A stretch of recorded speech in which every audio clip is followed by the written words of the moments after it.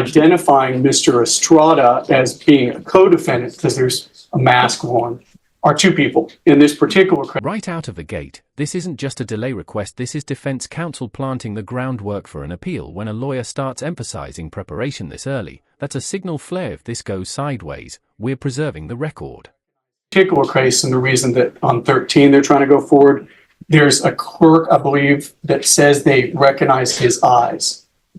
Pretty weak identification. But then there's a stronger identification. And the stronger identification is, and I'm sorry, I don't know if it's common law wife, girlfriend, I'm unclear in the status, but significant other. I know you don't like the word baby mama, and I don't think it's the baby mama, so I'm not going to say that. You mean the mother of his child? Correct, yes. And I've heard you say that before, and I agree with that. I think it's disrespectful too. This is huge. Eyewitness identification, especially based on recognizing someone's eyes, is legally one of the weakest forms of evidence. Studies show misidentification is a leading cause of wrongful convictions. So when I say that this case is triable, it's triable on identity theory. Because of that, our defensive, and I hate giving a defensive strategy, but I have to explain why I need a continuance. Our defensive strategy essentially is that it's not Mr. Estrada. That if his girlfriend comes in and says it's not him or a significant other, whatever it is, we have a fairly weak identification. There's no fingerprints, there's no other information. So the defensive theory is that it's co-defendant's friend, brother, brother-in-law, guy he met somewhere. In other words, this is completely a blame the co-defendant. I don't so much mind saying this is fairly obvious. So I prepared for trial. I have in my pocket a thumb drive with all the... Listen carefully here. The defense is openly blaming the co-defendant. That's not subtle, and it's not accidental. This is a classic alternate suspect strategy, and once that door opens, the jury starts asking dangerous questions for the prosecution. With all the information that I have completely reviewed to be prepared to go in front of you today. So two things have happened. The first thing, you've already heard about it, and I'll take last. But the second one is I'm now told that there's some discovery that is being uploaded today. I prepare ahead of time. I am sure that late discovery is a courtroom landmine. Even if prosecutors swear it's not important, the defense, not the state, decides what's material to their case. That's a constitutional issue, not a courtesy. I'm sure that for the state, this discovery is not important. It doesn't go to their theory of the case. Of course, it goes to Mr. Estrada's right to have an effective defense. I do prepare. I want to look at the discovery. I don't know what it is. And I'm not asking for an inordinate amount of time. You bring me back 2, 3, 4 weeks, I'll be ready. I see you shake your head no. No, not 2, 3, 4 weeks. Oh, okay. But what I'm telling you is that I may be, and if you say next week, that's fine too. It isn't a question. I want to do the right thing the right way. I want to look at the discovery. And Judge, if it doesn't make a difference, of course I'll be ready. If it's earth-shattering, but it'd be different. Now, there's some other tangential issues that you've already indicated in my motion that are not a proper ground. Fair enough, we can have that. What would that be? Well, there's an audio tape where some witnesses say to Mr. Estrada that they came by and served us on a murder. This is an agate robbery case. And they say, it's not the case you were thinking about. And he says, don't show up on that murder. Now, I think there's a good question whether or not that's wrongful, telling someone not to show up for a different case. That's an issue that I think in the next week I'll be better prepared for. The next 2 weeks or whatever you tell me. And I'll await your ruling on that. And I want to be prepared for that. And I will be prepared for that as well. But the reason I'm asking for time to review the discovery they've uploaded is I know it's not important to them. But I think that a week or whatever you give me is a proper amount of time for us to look at it and me tell you, Judge, I'm ready now or not.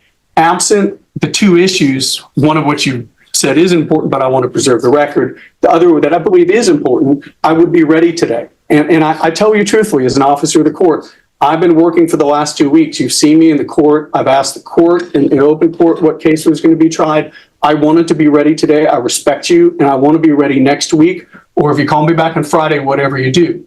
I'm just saying I think it's not allowing me to be effective for Mr. Estrada to ask me to look at discovery last minute that very well may change our theory of the case. Now, do I blame the state? I don't know enough to blame them, but it's a situation we're in, and that's why I'm asking for the limited amount of time that the court would give me. Judge, I'll address the forfeiture by wrongdoing first. So, Judge, They do talk about a murder case. My understanding is that our investigator did slip of the tongue because there was another murder case on the docket that he did mention murder. But in the phone call, which I don't believe defense counsel had the full opportunity to listen to because they walked away to go talk to their client. Sorry, Diana. That he mentions, regardless, I'm going to get 25. Don't show up. If you guys show up, they can prove my case. So they know that it's in regards to the cases that we're alleging against him. And he repeatedly says, please don't show up. He talks about the consequences of if they do show up and present testimony in this case, and they aren't here. They were served yesterday. They were served yesterday and were given notice to be here. In regards to the second issue, I did tell Mr. Brovinick that this was information related to the co-defense's cases in the fact that it was evidence specifically linking the co-defendant. I don't believe Mr. Estrada gets brought up in these other cases. I did see that he has a hard drive. I can upload that right now. And so you're saying this co-defendant is evidence, the co-defendant's information that you're uploading is evidence that links Mr. Estrada to this case? No, it links the co-defendant to the case. I don't believe Mr. Estrada is really linked through that evidence. The only evidence that we intended to show was the evidence that's already been uploaded as of today. Mm-hmm. Again, not including the stuff that I've been uploading right now, but previously. This was more of we checked. We wanted to make sure that we had everything in this case because of the co-defendant and because of the length of investigation. And so that's why we took the time to go and see if there was anything else. I think if Mr. Brovinick takes a look at that other information, there are several other cases that are looked at with the co-defendant in mind, but specifically the one that we're looking at, I can point out and say this evidence was already uploaded. All right.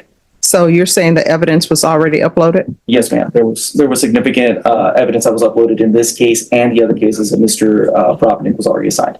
All right. And the evidence that was uploaded that you say is already uploaded and you're saying significant, what do you mean by significant?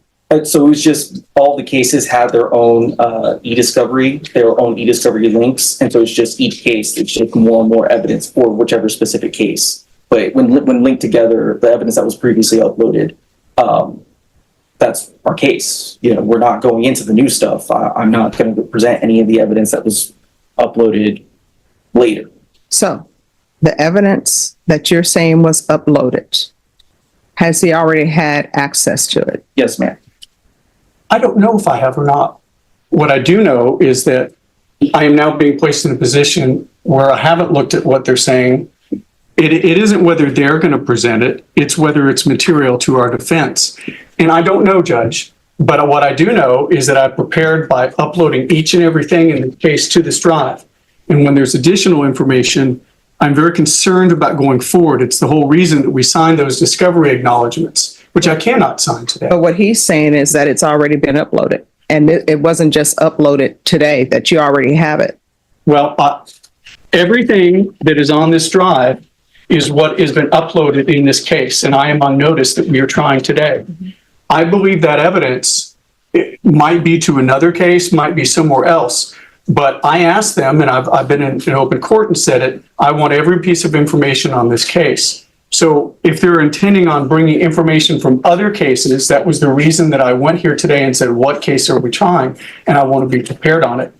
On the the forfeiture thing, I actually pulled the number of subpoenas that have been done today. I went to the district clerks, and there's only one subpoena requested on file on this case. I have a copy for the court. It's on Emily Rose Fritz, which is none of these individuals, and there's a return on her. So if there has been a subpoena done, I wasn't on notice of it. Of course, what I would have done is I would have discussed with Mr. Estrada, you can't mess with the witnesses, but I can only prepare him for what is in the records. In other words, there is no record of these people either being a subpoena being requested or issued. So is your argument that if there are witnesses in Now we're entering forfeiture by wrongdoing territory, and this is serious. If a judge believes a defendant intentionally kept witnesses away, they can lose major constitutional protections. This is where cases flip fast.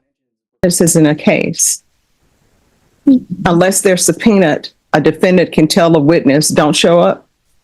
Well, if a person has not been subpoenaed, the law allows you to tell them you don't have to show up. No, not you don't have to show up, but tell them not to show up. That's what the allegation is, that he told a witness not to show up. Not that you don't have to show up. I've been a defense attorney and I know that people have told people, hey, you haven't been subpoenaed. You can show up or not show up. If you've been subpoenaed and you don't show up, one or two things are going to happen. Either the state is going to be like, well, whatever, they didn't show up, or either they're going to want to do an attachment. So I am returning to what I know to be the law.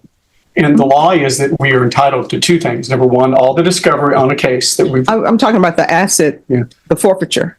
So the forfeiture by wrongdoing, I do not know whether, because and I have a case here that the standard is that it has to be wrongful, right? And so the question is it wrongful? Well, the question is it wrongful to tell somebody that they don't have to, that they don't show up to court? Is that wrongful to tell somebody, do not show up to court? If you show up to court, then I'm looking at 25 years. Is that wrong to do? I believe that is the question. If that is in fact what it said, which of course is the real problem we have here. So what I don't like to do is I don't like to be at the last minute. They're saying it's in some other discovery. I don't know that. No. I want to talk about this forfeiture by wrongdoing. That's what I want to talk about. Yes, ma'am. So let's figure that out, and then we'll come back to this discovery issue. Okay. So that's my question. So basically, and I don't know if this is your argument or not. So are you saying that if there's somebody in custody or not in custody on bond, well, no, let's say they're in custody, that you get out of a trial, all they have to do is, if your trial is on, let's say, hypothetically, February 6th, you can call somebody on February 5th and tell them not to show. And then the defense attorney can say, excuse me, I need more time. I'm just learning about this. And then let's say, hypothetically, that person gets a continuance, and their continuance is, let's say it's for March 12th or whatever. I'm just doing a date. And so that defendant knows their court date, their trial is set for March 12th. So they say, you know what? Let me make a phone call. And they make a phone call on March 11th, telling somebody not to show up for court, because if you show up for court, things are not going to go well for me. And then the defense attorney can come in and say, hey, I just learned about this last night. So are we going to do a situation, hypothetically, where defendants are allowed to call people the night before their trial, tell them not to show up for trial, and then everybody gets a continuance because I'm just learning that they told somebody not to show up for trial? And these are just questions I have, Mr. Estrada, and these are hypothetical questions. I'm not saying you did that. I don't know. No evidence has been presented of me, but I'm just trying to figure out everybody's legal thoughts on certain situations. Judge, I started out a long time ago thinking I knew everything about the law. I have been dispossessed about that idea. Oh, me too. The answer is I don't know. And when I say I don't know, I'm being straightforward and honest with you. I do not know the status of the law. I do not know the status of the subpoenas. I don't know this issue. And this issue popped up at the last moment. And it did pop up at the last moment. Well, Mr. Broderick, not to interrupt, but I will tell you, I know the law on that unless it's changed. And you know why I know the law on that? Because when I was a prosecutor, and Ms. Ferguson will tell you, on family violence cases, you would think you have a witness, they've been subpoenaed, then all of a sudden they don't show up. You check jail calls, and the night before, whoever the defendant is has called that person and said, do not show up to court. If you don't show up to court, they're going to have to dismiss the case. And you know what I would do? I would play the DVD in court and say, here's your motion. I'm doing an affidavit. I'm doing a forfeiture. The law didn't change, in fact, since you've been a prosecutor, because I know you've been a judge at least 4 years, right? Yeah, more than that. But I always try to keep up to date on law. So I reviewed it. So your specific hypothetical was about when you were a prosecutor and you knew the knowledge was from back. Oh, but here's the thing. I'm telling you that because I have background and forfeiture by wrongdoing, and I always keep up on forfeiture by wrongdoing. And the reason why I do that is because I'm anticipating that usually that happens in family violence cases. So I always check the law every now and then. And then, hey, who knows? Maybe something's changed since yesterday. If it has, I'm willing to be presented with that and keep an open mind on it. I'm always for following the law. Well, so it has changed since you were prosecutor, which is where you let me know, and it changed in 2021. I can't tell you in this specific fact because I've not a briefing. But you had already indicated to me off the record that you were not going to grant a continuance on this particular No, ground. not on, not because you've got new information that your client allegedly called someone from the jail last night on the 5th. At least that's what's in your motion too. On the 5th, I believe, asking somebody not to appear for trial. Well, Judge, as you know, when I wrote this, I hadn't listened to the audio tape yet. Okay. So it's very difficult for me to make a good legal argument when I have yet to look over the things or read the things, which really brings, since you already told me you weren't going to grant a continuance on the thing that you are now indicating you're not going to the grounds that you should grant a continuance, which is that I don't know. They're telling me there's new discovery that they don't believe is material. I'm telling the court I don't know. I'm also telling the court I prepared. I'm telling the court I downloaded everything. I'm telling the court that now with this new information under Michael Morton and under the Texas Supreme Court cases, I believe I'm entitled to time to review it. And I'm not asking, I've been a trial lawyer 24 years, which I believe is a little less than you, but I'm not asking for a lot of time. I believe in a week I could be here standing and say, Judge, I'm ready. They were right. Or Judge, we've got an issue. And if there's an issue, I'll come by on Wednesday, Thursday, Friday, as soon as I can. In other words, I'm not going to let it sit out there. But at this point in my career. And there it is, trial tomorrow, no continuance. The judge is essentially saying you'll catch up overnight, whether that's firm courtroom control or skating close to reversible error. That's exactly what the appeals court will decide later. My career, I am unwilling to take the other side telling me that something is not material to my client's case and is not important. You're coming back. That's the time you have. So whatever he needs to see, he needs to see it. Yes, Judge. If he needs to listen to that video, the audio from the jail, he needs to listen to the audio from the jail about your request for forfeiture by wrongdoing. Y'all are here, listen to it. But you're coming back to trial for tomorrow.